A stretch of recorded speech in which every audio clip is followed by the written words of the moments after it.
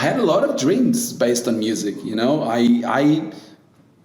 I wrote all styles, like the Portuguese fado, which is a very characteristic thing. I wrote classical music for choir and orchestra. I wrote, bossa nova from Brazil. I wrote this pop rock, albums. And in a period of my life, was really the important thing. Being a doctor or being a med student was something, it was cool, but this is my thing, music was my thing. But gradually it was like this, okay? And so even if the passion is there, you never lose your passion. But it's like passion and love, okay? So medicine was a love, you build the love, and here you are. The passion is, okay, again, I said I lost my balance, but I found some passion in rhinoplasty.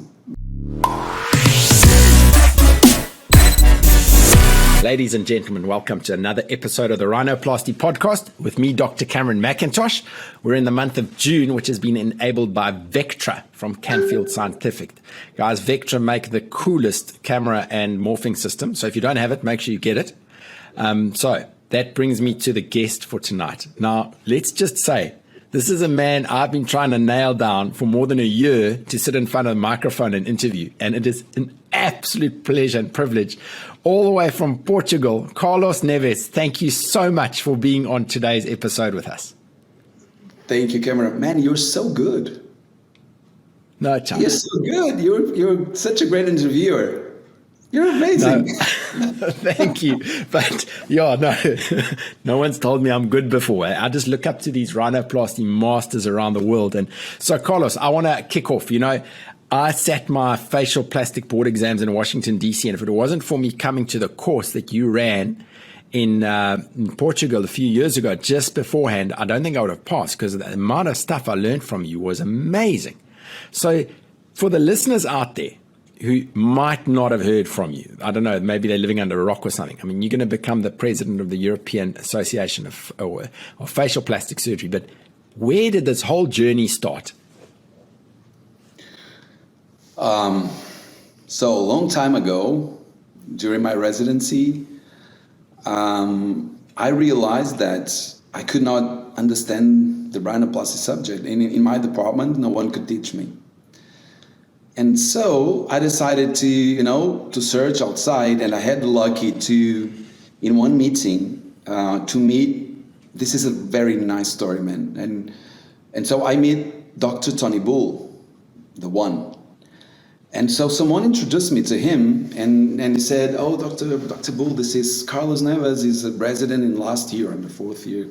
And he would like to learn, something about rhinoplasty."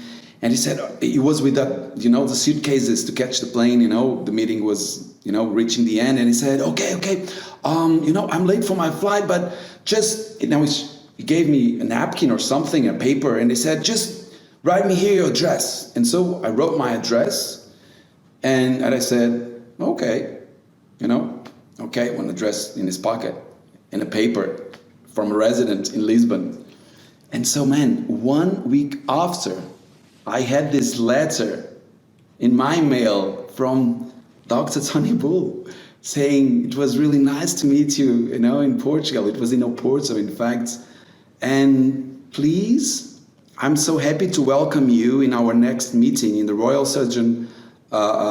College of Surgeons in London next April or May, I can remember exactly. And let's have a chat there. And I was so, oh my God, man, I was a resident, and I got this letter from God, from Dr. Tony Bull, the beginner of everything in the European Academy of Facial Plastic Surgery, and I was so excited. And then the funny thing, I went to, to this meeting in London, and so I was, a little one, and I was there, looking to everybody, and I was the youngest one. And so I came to him and I said, "Hey, Dr. Tony Bull, do you remember me?" And he said, "Oh, you are the Portuguese guy, right?" And I said, "Yeah, we met in Oporto." And I said, "Oh, yeah, I remember. So what is your goal? Can you repeat me? What do you have in mind?" And I said, "Yeah, I would like to learn something, in rhinoplasty." And I said, I'm not the right person for you because I'm retiring, but I'm going to write you an email. And he wrote me Julian Rojohn's email and said, you need to, to send an email to this guy. He's going to help you. And so I went to London so he could write me an email. It was fantastic because he wrote me this email. I wrote to Julian. Julian, he accepted me for almost 3 months. I was in my 4th year, yes.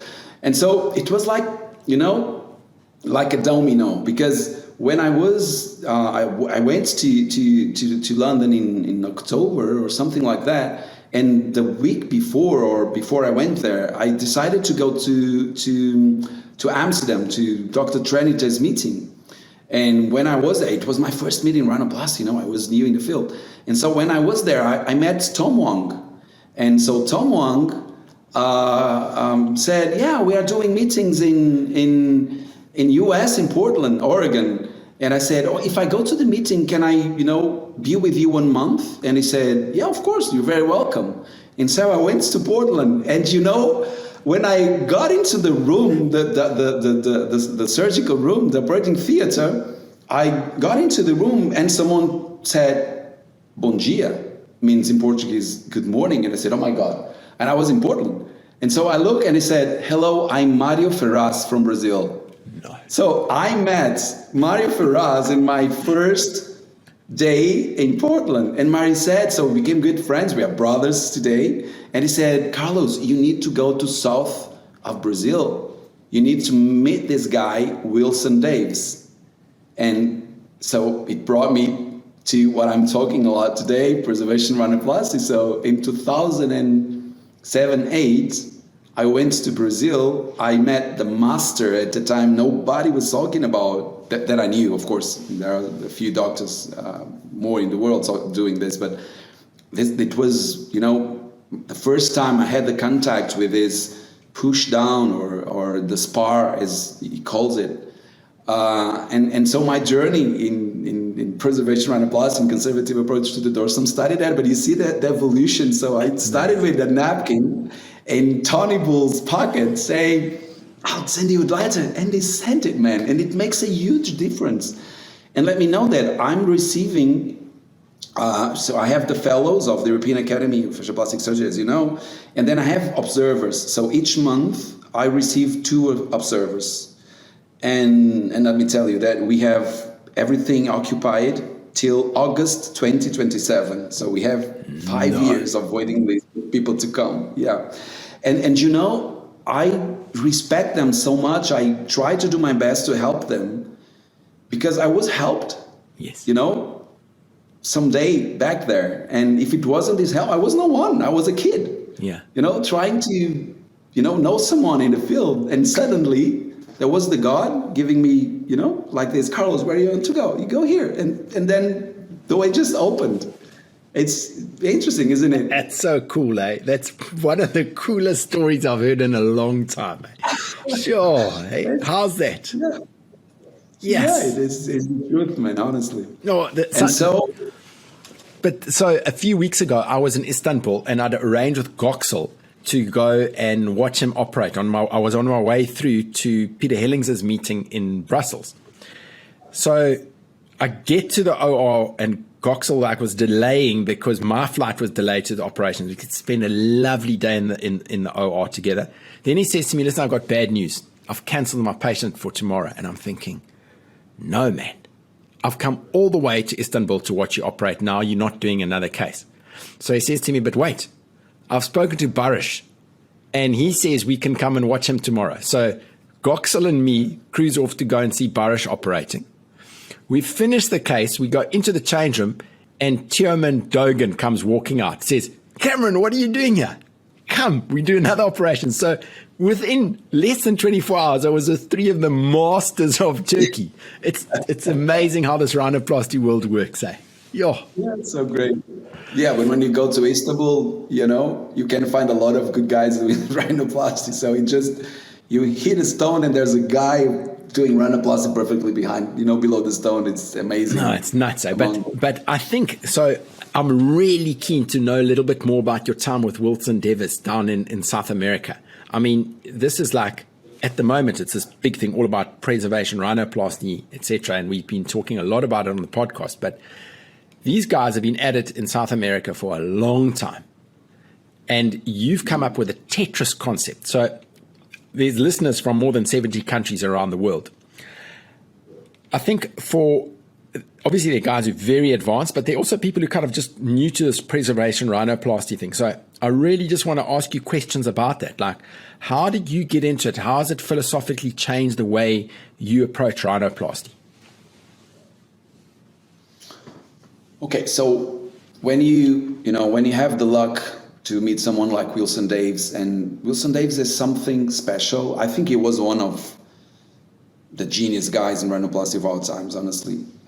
Because when I was with him in the room, everything was so logical, He used to say something interesting that I'm repeating in my operating rooms. I say, if you cannot find, the solution, just call a carpenter. Because these guys, they know the solution, because it's to put the pieces together. It's, to put another thing, to make them, And this guy, he was not an academic. In fact, he never wrote a paper. That's why I insisted with him to write this paper in the, last year journal in preservation rhinoplasty that I, had the honor and the pleasure to be as the guest editor. And I said, so Wilson Daves, I want you to write a paper. And I said, Carlos, but I don't know how to write a paper. And I said, I will help you. Mario will help you. Let's do it as a family, because we are a family doing that since, last 15.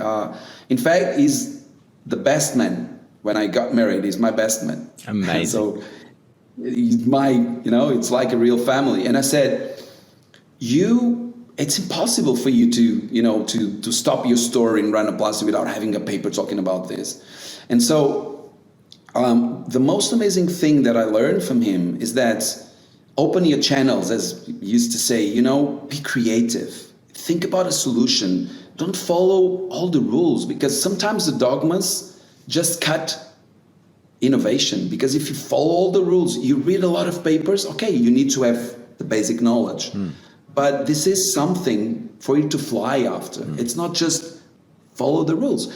And so for me, what really changed was not only about the conservative approach, because in the beginning I was doing that, I was not happy, because we create some stigmata, let's say, some noses that I look at and I know that they were, operated under this preservation concept, and I didn't like it. I couldn't get the result as I would like to get. And so I had like this sinusoidal curve. So I used to do it. When I came from Brazil, I was doing most of my cases using these conservative approaches. We as you know, we didn't call it at the time preservation. So it's a new term, but the philosophy was there.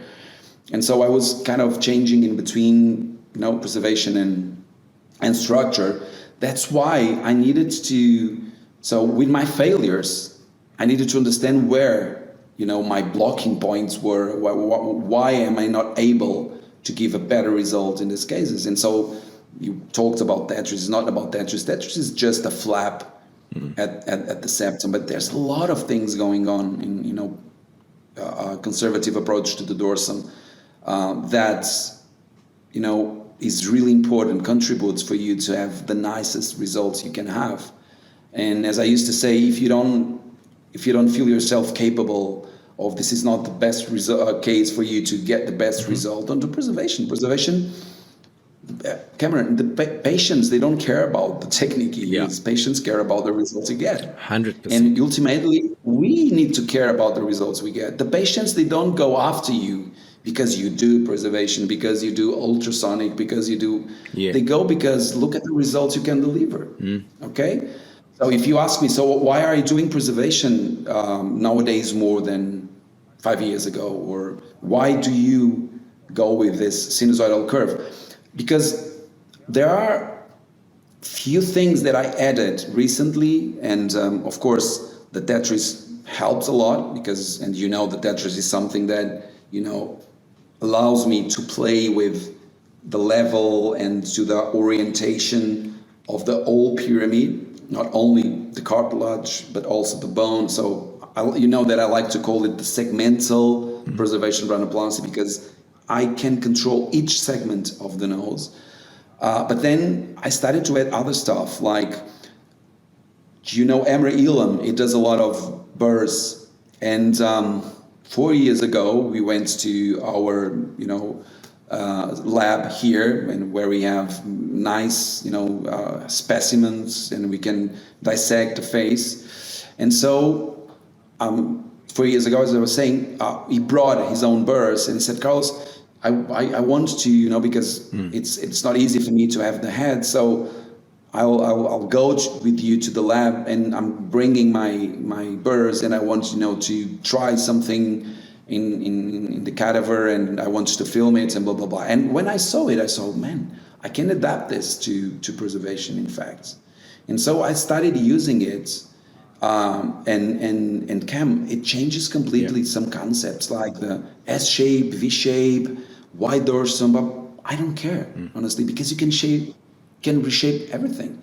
I'm calling it now the precision preservation rhinoplasty. Okay. Because you do preservation, but you can be precise. Yes.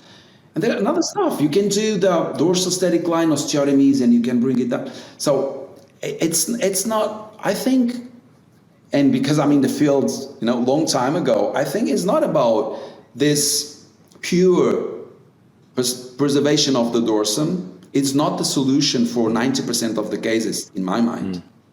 Because if you bring it down and you leave as it is, most of the times you don't have the nice result that you want. So you need to do something more after the surgery. So there are two movements. One is bringing it down and flex it. This is one movement. The second movement is, do I need more to refine my results to the profile, to the lateral walls, to the cartilage? So the question is, am I really doing preservation? Because I do a lot of stuff in the lateral wall. So for me, I'm doing preservation in between the dorsal static lines. This is what I want to do, because this is where the patients palpate, and very, very rarely they palpate problems laterally. So we are, kind of solving this problem. And the other stuff is the 3/4 view. They call it my profile. It's not the profile. It's the 3/4 view.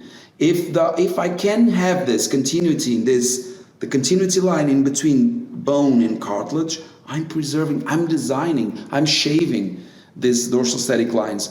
So whenever I can, for sure I do preservation. Do I do structural rhinoplasty? A lot. I have months that I do a lot of structure, because I do a lot of revision. So I do a lot of rebuilding of all the framework. So sure, this is the story of my life. So, okay, but slightly veering off on the rhinoplasty, you do a lot of facial plastic surgery as well. Yeah. Of course, my main core business is rhinoplasty. I'm known for rhinoplasty. I used to have this conversation even here in the clinic, and as I said, I have other colleagues working with me. I'm doing facelifts, I'm doing blefts, I'm doing autoplasty. I'm doing steady medicine, even if I have other people doing that, and I'm trying to send them most of these patients. One of the things, and today we saw 6 days beautiful results of deep plane facelift, and people ask, Carlos, why don't you advertise more of these cases? Cameron, I'm afraid of, because we have 1.5 years of waiting lists. Jeez. Man, I work 12 hours a day, sometimes 6 days a week. I travel a lot. It's like I lost myself in this, in this flood, and so I'm scared of of advertising more. So I have other people to do that, but I love to do it. Honestly, I love oculoplastics. I think oculoplastics is delicate surgery. I like the dissection of deep plane facelift. It's like, wow, you go, but still. I do mainly, let's say, 80% of my working days are plastic. Okay, so how do you maintain the balance then? I mean, you booked out as a fellow for 5 years, for patients to come see you for 1.5 years, and you're traveling and you've got all these commitments to the EAFPS and your own teaching and stuff. What do you do to remain balanced? I don't think I'm balanced anymore.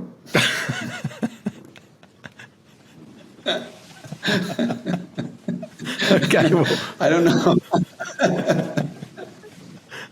I don't know. I think I need to find a new balance, honestly. Okay, that's cool. So when do you find time to go and cut your hair?